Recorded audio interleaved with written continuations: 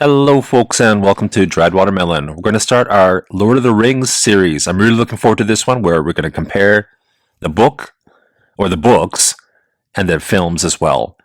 I grew up with the books. I love the books, but I'm not a purist. I know there's some purists who are like, oh, I can't do anything with the films because they made too many changes. They changed A and B and C. But you know what? It's a movie adaptation. I don't think they could have done much better.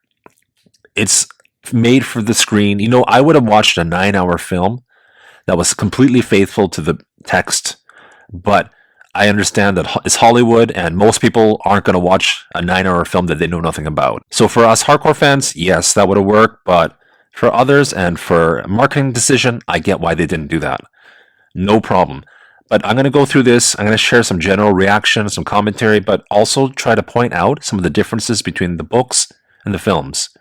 Hope you enjoy. Let's start with the prologue. Okay, so the film opens with the prologue, which is narrated by Galadriel, who we're going to learn more about, of course, in the film. She's going to talk about how the rings of power were forged, including the One Ring that the whole movie is about. And this is really important in giving us some of the backstory. This is all, of course, these events occur about 3,000 years before the actual story of the Lord of the Rings and aren't really discussed in the Fellowship of the Ring. But that's okay, because this is helping to bring everyone up to speed. Those people who have no idea what's going on with the backstory or with Lord of the Rings who have never read the books. And so this is just a quick expository method to get everyone on the same page. I get why they did it. It makes sense. And actually visually is pretty cool because it shows the grand epicness of the story. It shows the battle of the last alliance of elves and men. It shows Isildur taking the ring from Sauron and failing to destroy the ring, of course, which sets up the whole story. So this is fantastic. I think this is a really, really smart way of covering many events and bringing everyone onto the same page. Well done to the movie and to Jackson and their team on this. Mount Doom, they fought for the freedom of Middle-earth. Concerning hobbits. Hobbits have been living and farming in the four farthings of the Shire for many hundreds of years, quite content to ignore and be ignored by the world of the big folk. Middle-earth being, after all, full of strange creatures beyond count, hobbits must seem of little importance, being neither renowned as great warriors nor counted among the very wise. So here, in the extended version of the film, we have Bilbo working on his book, There and Back Again. So this is kind of a meta move because, by Tolkien I should say, because There and Back Again is the name of the Hobbit, of course, or the Hobbit, or There and Back Again. So Bilbo is basically writing the story of his adventures with Gandalf and the dwarves and Smaug the dragon, There and Back Again. So it's kind of self-referential in that way, which is pretty neat and pretty fun. Kind of an Easter egg for those who would know the background to this. And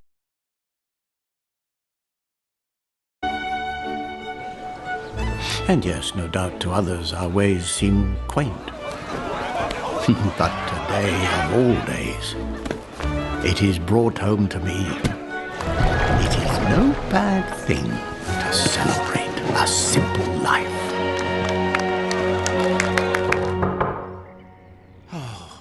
Frodo, the door! Sticklebats, where is that boy? Frodo! so this is the opening scene in the Shire and in Hobbiton. Frodo here we're introduced to Frodo resting against a tree, reading a book, and of course is about to meet Gandalf. So this doesn't happen in the story at all, in the book I should say. But I actually really like this scene. Again, it's giving us some exposition on the characters, on the backstory, and on how Frodo and Gandalf are friends and know each other. I actually really like this. I think it's a nice, peaceful way to bring together the story, especially after an intense prologue. So I really like this. I honestly could have watched 3 hours of them just hanging out in the Shire. I think it's awesome. I think it's beautiful and just so tranquil and peaceful. I love it.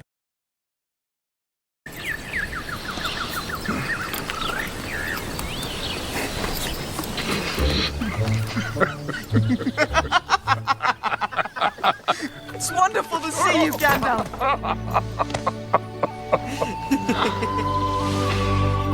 I didn't think I'd miss your Uncle Bilbo's birthday.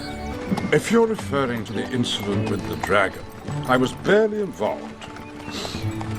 All I did was give your uncle a little nudge out of the door.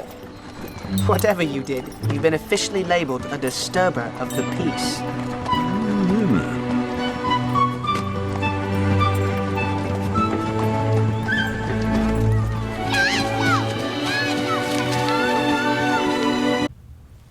So this is another really nice scene, and I love this whole score here that's playing in the background.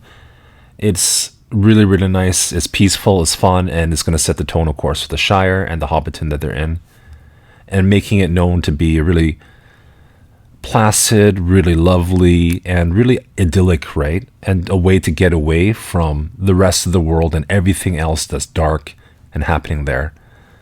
Of course, we see later on in the films references back to the tranquility and the peacefulness of the Shire being shattered, potentially.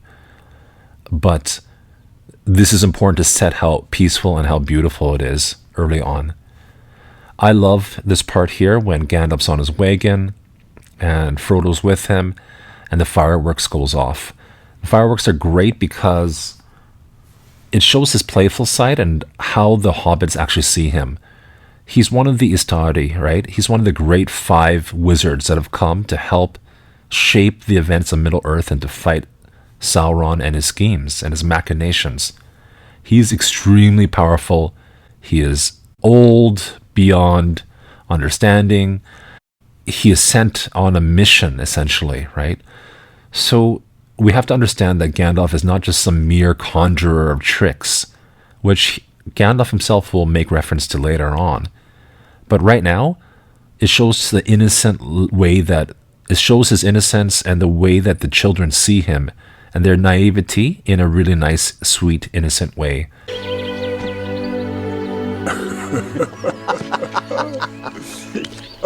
Come on, come in! Welcome, welcome.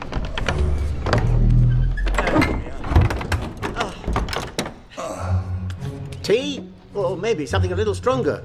I've got a few bottles of the old Wynyard left. 1296. Very good year. Almost as old as I am.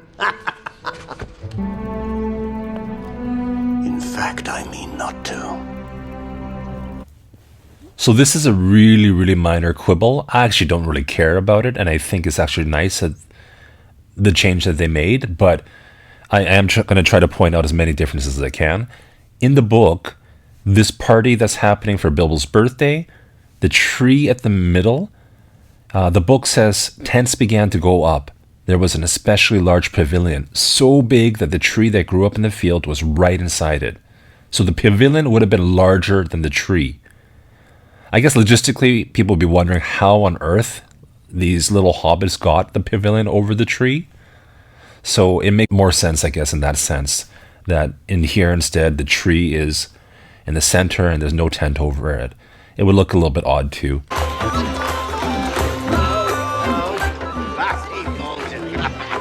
Lovely to see you. Welcome, welcome. Well, yes, but that's not the point. The point is, Frodo, you'll be all right. Okay, so this is kind of a major change. Merry and Pippin, they're not really pranksters in the book. They're young, yes. They can be a little immature, and for sure, Pippin especially will make some mistakes, but they're not really goofy pranksters. This is about character building in the film and the direction they've taken to add some comic relief and to build the twins almost, right? Because they're kind of portraying them together like this as bumbling, goofy, and mischievous. I have no problem with this change, but it's not in the book itself. In the novel, Gandalf sets off fireworks himself, including a huge dragon one, and everyone is in awe of it. So, Meriadoc Brandybuck and Peregrine Took. I might have known.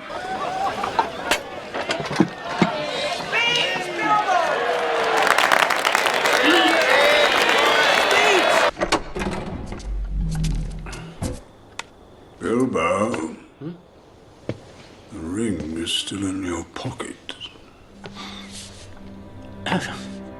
Yes.